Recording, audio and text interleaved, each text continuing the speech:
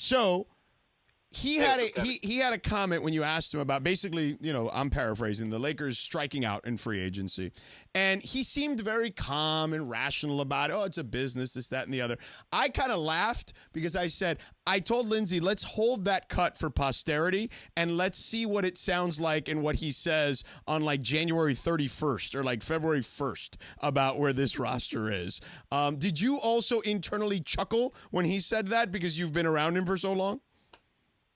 Well, I mean, yeah, I think just because he says it on July 7th doesn't mean that he won't feel a certain way in late January or early February. But I actually took it as kind of an olive branch towards Rob Pelinka and Jeannie Buss. Like, listen, you guys took care of me with this contract. I worked with you a little bit. I mean, it wasn't like a grand amount of money that he gave back in the large scheme of things, considering how much, money he's been. Him helping the team avoid the second apron, the team helping him out and having his son achieve his NBA dream. And it sounds like he's going to be a willing partner in managing kind of the atmosphere, the tone, the expectations around this team. And you know how it is. Like he's the same guy who could, in an instant, turn up the volume, put the heat on Rob Pelinka. We saw him do it back the Russell Westbrook season at All-Star break in Cleveland, and he's saying, hey, who's pretty good as a GM? Sam Presti. He gets deals done. He's not doing that right now, and I think that will allow the Lakers to go about their business, quite frankly, in a better fashion.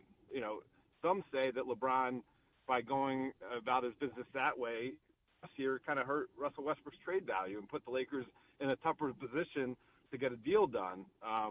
What he's projecting right now is kind of a patient partner. And I think that will help the Lakers in the long run. Dave, you just said something really interesting, that LeBron will be a partner in managing expectations. And then you hit him with, do you think this team can win with what it's got? He said he does. You pressed him on it. Does he really? Does he really believe that the Lakers are championship contenders with what they've got? You know what? I don't think he would say that this roster, 1 to 15, is going to be the best team in the league. But I do genuinely believe that he thinks that they have kind of the foundation to go into the year and have some positive momentum, identify the things that they clearly need to upgrade on. And one thing I would say that is no secret, it's been involved in my reporting ever since the season ended, they really got to find another impact big man.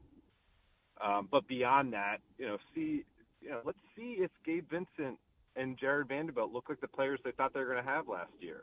Let's see if Cam Reddish can stay healthy for more than 10 games at a time. And then armed with those two future first-round picks that they're able to trade, armed with some amenable contracts of younger players. We're talking the Max Christie's, the Rui Hachimuras. You could even throw in Jalen Hood-Schifino and possibly even Dalton Connect in that conversation. What can that get them?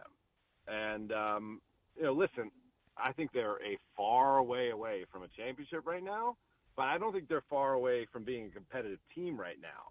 And, sure, if you're competitive for a couple months and then you make some tweaks in January and February, maybe they could. Maybe they could make a run. Because I don't think anyone said, not too many people, I'd say, going into last year's playoffs that Dallas was going to be in the finals. And look what happened. Yeah, no, I agree with that part. I think they'll be in the mix. I'm just curious as to how many teams, though, in the West. We saw that last year. Like 47 wins is not a bad season, but it gets you the 7th seed or the 8th seed. You know what I'm saying? Like in the Western Conference. And that's kind of the challenge they find themselves in. Let me ask you a big picture West conversation. If you had to look at it, because we did this exercise the other day, and I'm curious to see where you are. How many teams do you think are definitively better than them on paper right now in the West? In the West, in the West, I mean, obviously, and I'll say obvious because they've had such a good offseason, but maybe it's not so obvious because the Lakers did play them really well last year. But OKC was the number one team in the West, and they only got better, adding Hartenstein, adding Caruso. Yep. Okay, so you start there. I think you go Minnesota. even though they lost a really key contributor in Kyle Anderson. I think you're probably going to say Dallas just because, Luka is, that special, and they came off a finals run, and they added Klay Thompson. Mm-hmm. I don't know, beyond that, you're Denver? going to just say definitively that, Denver obviously has had their number, but that was such a competitive series. KCP's a big loss. KCP, yeah. I don't say that Denver's definitively better than the Lakers. They are, they have the edge, of course. I'll say that. But how about the Kings? I don't think there's. No, I'm not going. Oh, there. see, I'm there. I'm not. I mean, Kings had their number last year as well. I'll say that, but I don't know. You got to see how this DeMar DeRozan thing is going to fit with them. Harrison Barnes, even though he's limited, was a great role player. Yeah. In terms of the spacing he provided for Aaron Fox to do his thing. That's not what DeMar DeRozan does. Oh, no. DeMar DeRozan's Barnes is what I like to call an elite level role player. Is that what you like to call it, George? Yes. Okay, got it. I believe. McMenamin, would you agree? I don't know. George, an elite level role player. Dave, concur? I'll echo that title. There you go. Look at that. Sure, but I'm not actually, well, I totally agree why you brought them up. I'm not ready to say that, going into the year, I'm picking the Kings to have more wins than the Lakers. I'm not really ready to go there. Okay. Dave, one of the things in this interview with LeBron was Bronny talk. And it's interesting because during the Bronny press conference, Bronny was talking about his dad, and now LeBron is talking about Bronny. Are we in for a full year of LeBron talking Bronny and Bronny talking LeBron? That is to be determined. We're certainly in for a full Good training pause. camp of that. Yeah. And we're certainly in for an early season theme of that. But I quite frankly, and no one has told me this from the Lakers or from Clutch and Bronny's representatives. No one's told me the plan is that Bronny will play a lot in the G League. No one has told me that. And I've asked some people, and it's we got to see what happens. But I brought up this example before. Taylor Horton Tucker, 1 year of college, is a teenager when he's drafted in the second round by the Lakers, represented by Clutch Sports. Spends most of the 19-20 season in the G League, gets his body right, gets familiar with this level of competition, gets a lot better as the year goes on, gets his confidence up, and then when they needed him, was a contributor in the playoffs against Houston Rockets on the Lakers' way to an NBA championship in 2020. I think that's a blueprint for Bronny right there. The goal for Bronny James should be a contributor on a winning team. Start there. From there, we can talk about him making millions of more dollars, possibly being an all-star someday, being a starter someday, et cetera, et cetera, et cetera. Start just being a contributor on a winning team. Right, but the G League part is a big part of the development. I think Cappy here wants to, he loves the drama of it all. He wants Bronny starting right next to him, day one. Oh, wait a second. You can jump in on this, Dave. I have been trying to explain to George because he doesn't seem to understand ball the way I do. But this is Hollywood. And when you've got a story like LeBron and Bronny, in game one, if for no other reason than to create the movie eventually, Bronny starts right next to LeBron in game one. Jeez. I mean, maybe he plays 2 minutes, maybe he plays 5 minutes. Who cares? It's the first game. But from a Hollywood perspective, Bronny starts game one.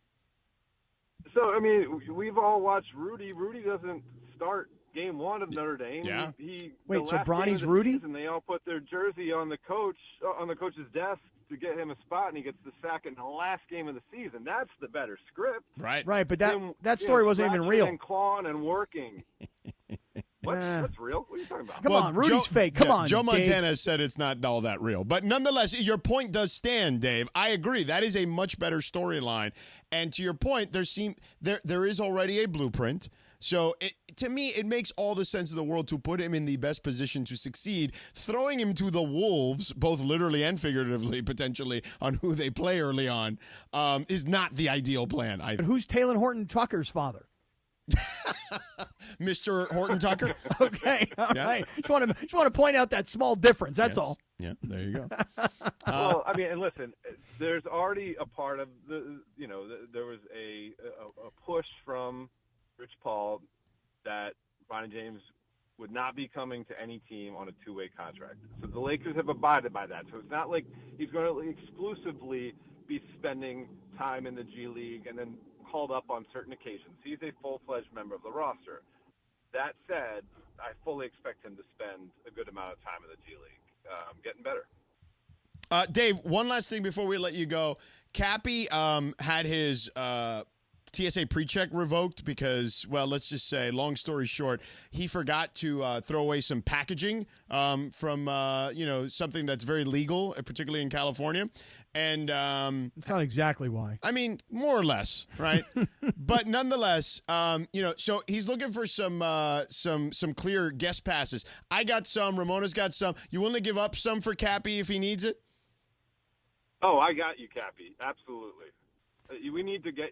You're kind of a second-class citizen with your current status. That's right.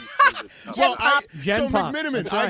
I called it Gen Pop is right. what I called it. I'm in Gen Pop. That's right. I'm in Gen Pop with the murderers, and the drug dealers. Stop. You have no idea. I'm trying to make alliances over here. Oh my God. Got the Muslim Brotherhood over here. I got the Aryan Nation. All right, You gotta all have a right. vacation coming up. If you're going to be going with some loved ones or some friends, you don't want to hold everybody up by not being able to get through. So, Cappy, send me your email. I'll send over some passes. Oh, you are an angel. You know that? You are an angel. There it is. I don't care what Sedano says about you. To me, you're a great guy. McMenamin, excellent work with LeBron as always. We appreciate the help and you chiming in with us and joining us today. Yep, thanks, guys. Great to talk to you. See it. There he is, the great Dave McMenamin. Hold on a second.